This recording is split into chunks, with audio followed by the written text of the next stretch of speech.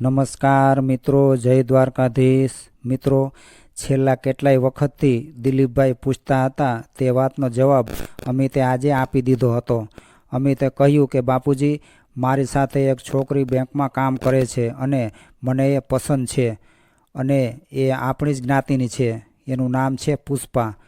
દિલીપભાઈને એમ હતું કે અમિતને કોઈ છોકરી પસંદ હશે, પરંતુ જ્યારે તેમણે ખુદ અમિતના મોઢેથી આ વાત સાંભળી ત્યારે તેઓ થોડાક બેચેન બની ગયા, કેમ કે જે વાતનો આપણને ડર હોય એ વાત હકીકતમાં બને ત્યારે આપણને થોડીક તકલીફ તો થાય જ। અમિત દિલીપભાઈનો એકનો એક દીકરો હતો। દિલીપભાઈ સરકારી નોકરીમાં ઊંચા પદ ઉપર કાર્યરત હતા। પૈસાની કોઈ કમી ન હતી। મોટી દીકરીને પરણાવી દીધી હતી, એટલે એની કોઈ ચિંતા ન હતી। હવે એકમાત્ર અમિત માટે કેટલાય સમયથી ઘણી જગ્યાએ વાત ચાલતી હતી, એ વાતનો હવે અંત આવી રહ્યો હોય એવું લાગતું હતું। અમિત MBA થઈને એક ખાનગી બેંકમાં નોકરી કરતો હતો। એના માટે ઘણી છોકરીઓના માગા આવતા હતા અને અમિત જોવા પણ જતો હતો, પરંતુ એનો જવાબ હંમેશા ના જ રહેતો। એટલે દિલીપભાઈને થયું કે કદાચ અમિતને કોઈ છોકરી પસંદ હોય તો ભલે એની પસંદગી પ્રમાણે એ લગ્ન કરે, એમાં અમને શું વાંધો હોય। પરંતુ જ્યારે અમિતે કહ્યું કે એ છોકરી તેની સાથે બેંકમાં કામ કરે છે, એટલે દિલીપભાઈની ચિંતામાં અનેક ગણો વધારો થઈ ગયો, કેમ કે એ અમિતને જાણતા હતા કે તે તેની પસંદગીના પાત્ર સાથે લગ્ન તો કરશે જ, પરંતુ આવનાર વહુની નોકરી પણ ચાલુ રાખશે।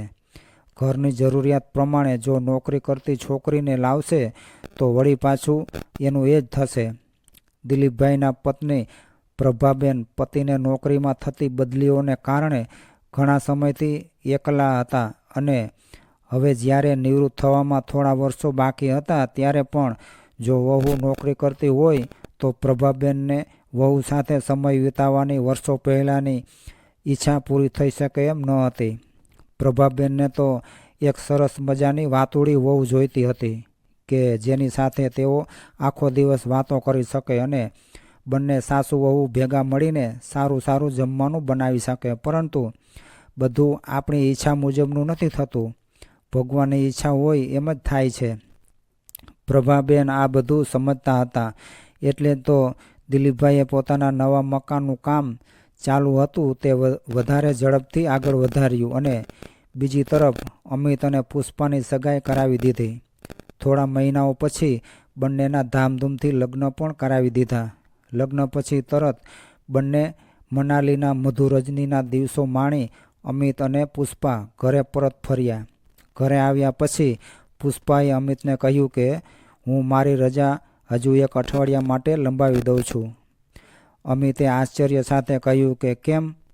કારણ કે પુષ્પા પોતાના કામ પ્રત્યે એકદમ જાગૃત હતી અને બને ત્યાં સુધી ઓફિસમાંથી રજા લેવી એને ગમતી ન હતી। લગ્ન પહેલાં પણ બંને મળતા ત્યારે ઓફિસનો સમય પૂરો થાય પછી જ મળતા। ક્યારેય બહાર જવા માટે બેંકમાંથી રજા લીધી હોય એવું બન્યું ન હતું। પુષ્પા બોલી કે જુઓ, બાને પગમાં ખૂબ જ દુખાવો થાય છે અને બાપુજી દરરોજ સવાર સાંજ કસરત કરાવવા માટે ફિઝિયોથેરાપિસ્ટ પાસે લઈ જાય છે।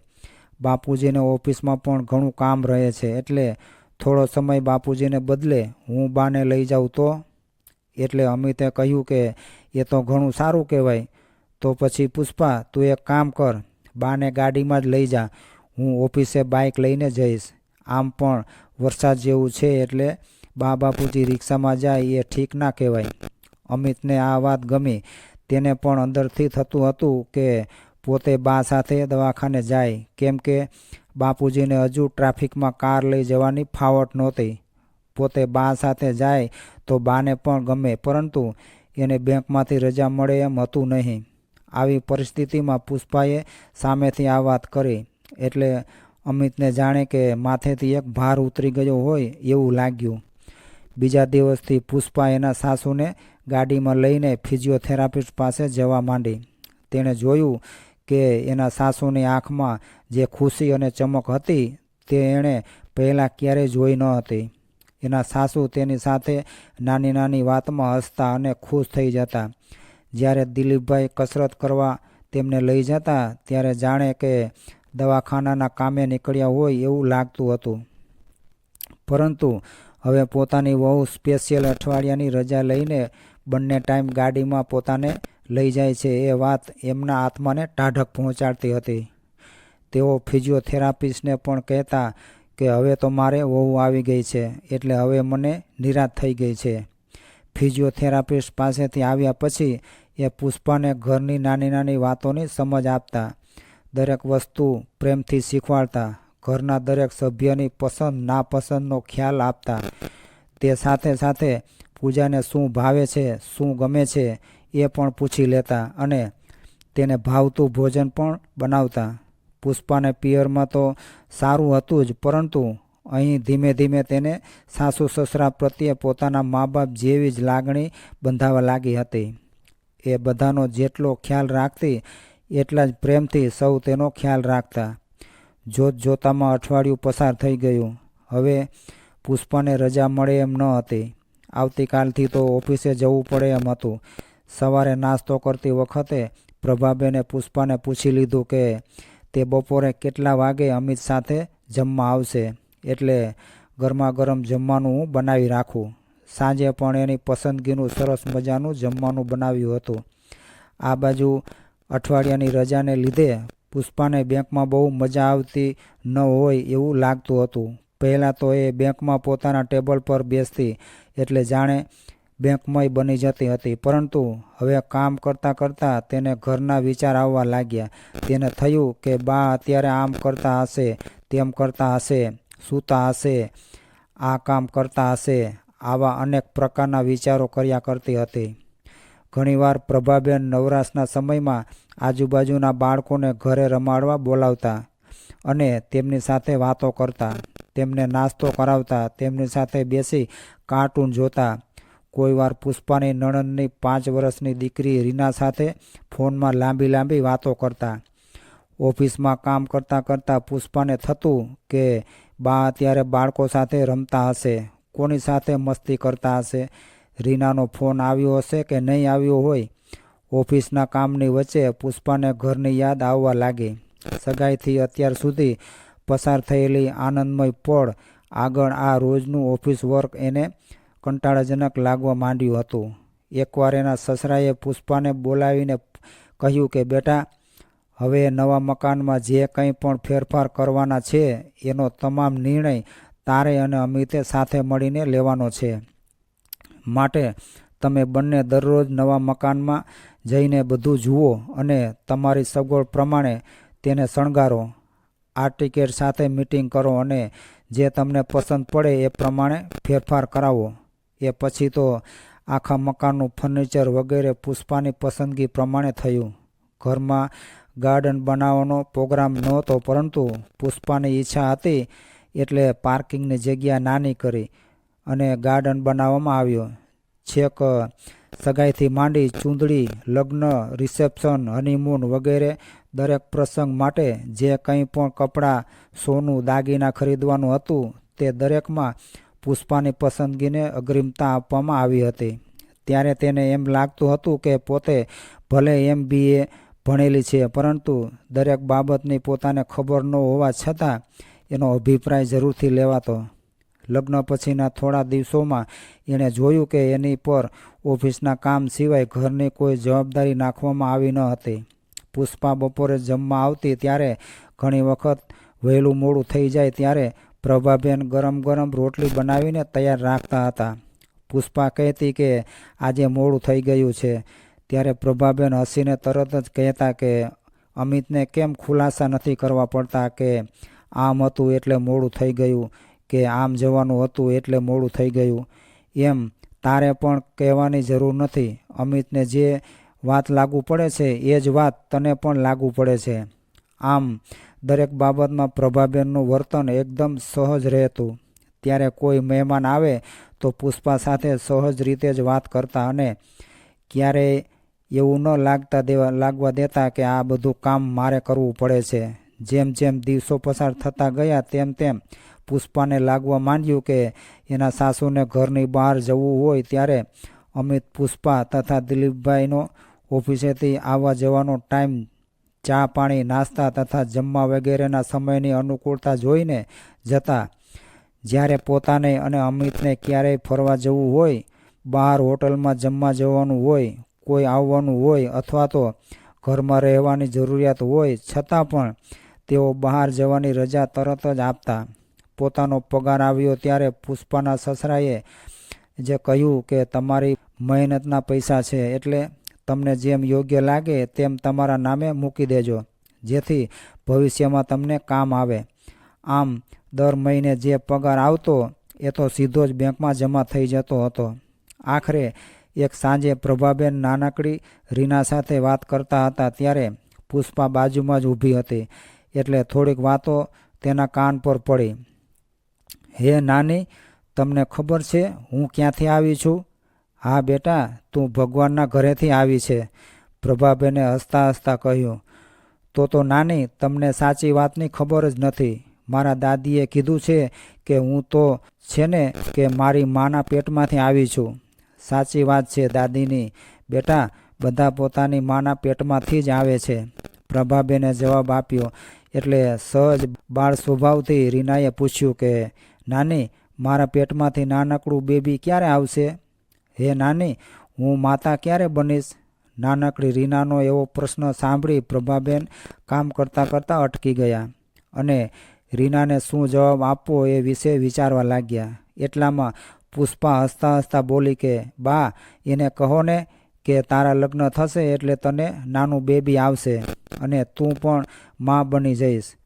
પ્રભાબેને રીનાને આમ કહ્યું એટલે તરત જ રીનાએ ફરીથી પૂછ્યું, તો પછી નાની, પુષ્પા મામીના તો હમણાં લગ્ન થઈ ગયા છે ને, તો એને બેબી ક્યારે આવશે? હવે ચોંકાવાનો વારો પુષ્પાનો હતો. પુષ્પા હજુ બધું સાંભળતી જ હતી.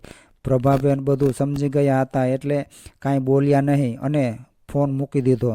થોડીવાર પૂરતું વાતાવરણ ગંભીર થઈ ગયું અને પુષ્પા ગહન વિચારમાં ડૂબી ગઈ.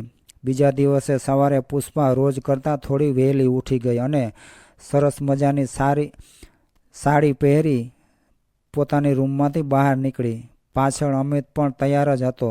બંનેના મોઢા પર સહેજ ઉજાગરો દેખાતો હતો, જાણે મોટી મથામણ પછી કોઈ નિર્ણય પર આવ્યા હોય અને કંઈક કહેવા માગતા હોય એમ બંનેના ચહેરા વાંચાતા હતા. બાપુજી, અમારે કંઈક કહેવું છે. શું થયું બેટા? તમે બંને કેમ ટેન્શનમાં દેખાવ છો?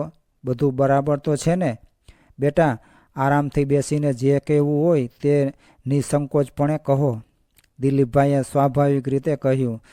બેટા પુષ્પા, રોજ તો તું ડ્રેસ પહેરીને ઓફિસ જાય છે, આજે કેમ સાડી પહેરી છે? આજે તમે બંને કેમ આટલા બધા વહેલા તૈયાર થઈ ગયા? પુષ્પા, જે હોય તે, પરંતુ આ સાડી તને બહુ જ સરસ લાગે છે હો, પ્રભાબેન મલકાતા મોઢે બોલ્યા. એટલે પુષ્પાએ અમિત સામે જોયું અને પછી થોડા ધીમા અવાજે બોલી કે બાપુજી, મારે સર્વિસ છોડી દેવી છે, પરંતુ જો તમે બંને રજા આપો તો.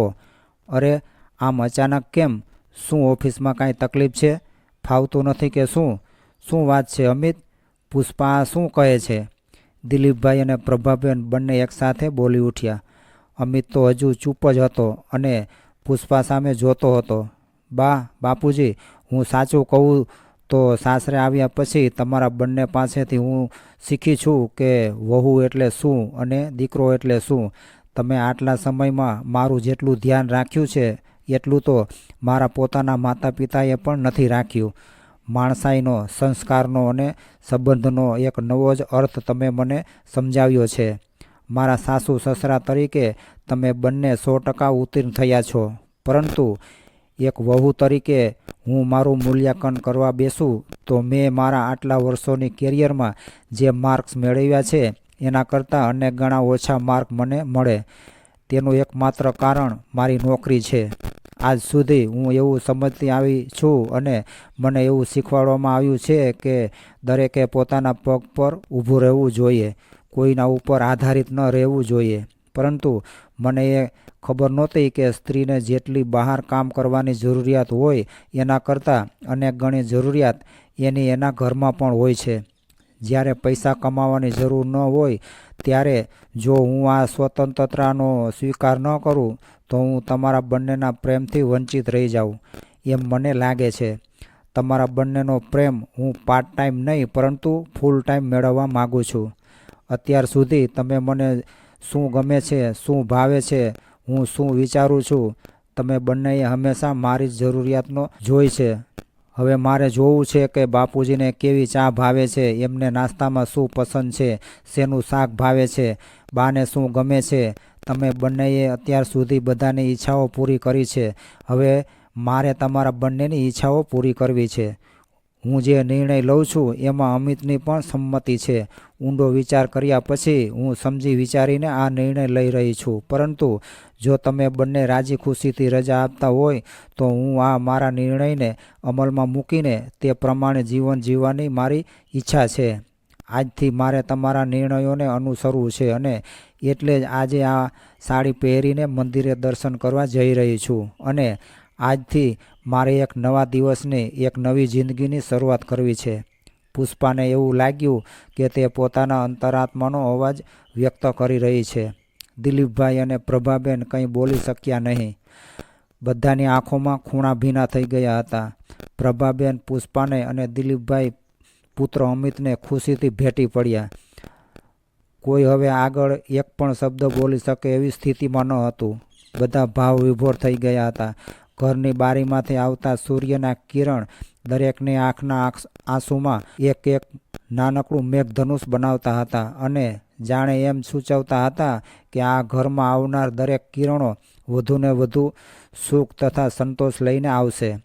તો મિત્રો, આ પારિવારિક કહાની તમને કેવી લાગી એ કોમેન્ટ કરી જરૂરથી જણાવજો. અને પસંદ આવી હોય તો વિડીયોને લાઇક, શેર અને નવા હોય તો ચેનલને સબસ્ક્રાઈબ કરવાનું ભૂલશો નહીં. જય દ્વારકાધીશ.